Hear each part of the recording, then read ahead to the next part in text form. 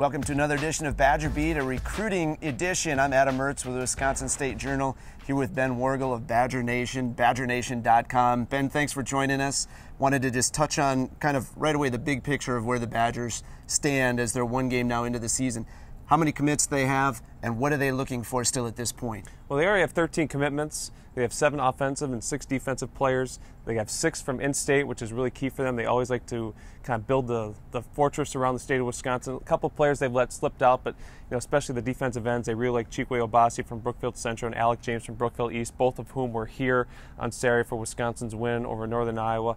Really going forward, they probably could take 5 more, possibly. They have 13, like I said, but only 11 are full scholarships. 2 kids, Hayden Beagle and Austin Ramich are gray shirts, meaning they're not going to enroll until a year later.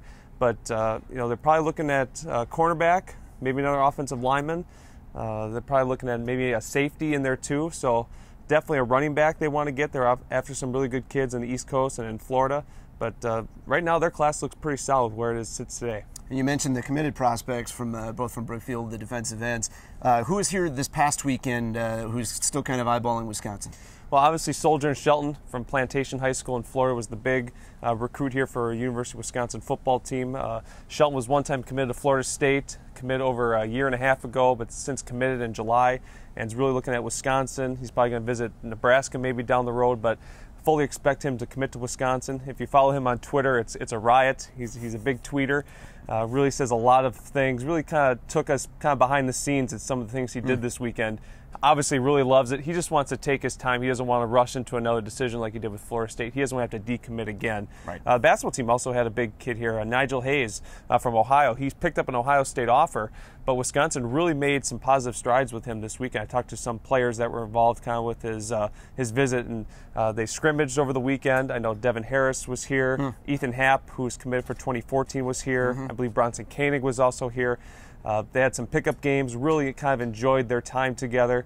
I think Nigel Hayes could fit into Wisconsin somewhere. Wisconsin's 2013 class sits at 3. They could take 2 more. In addition to Hayes, they're looking at Vito Brown, who's going to visit Wisconsin later this year, and also Kyle Washington, the big 4-star center out of Minnesota who plays prep basketball in New Hampshire. He's also looking at Wisconsin. So big weekend for Wisconsin basketball and football on the recruiting front, getting kids here. And the basketball team loves bringing guys here to these football games almost as much as the football team, it seems like. I remember Bronson Koenig last year committed after a visit down here for a football game, or during a game, basically. Talk a little bit about the schedule that shapes up here. The Badgers are on the road this week, so no recruits.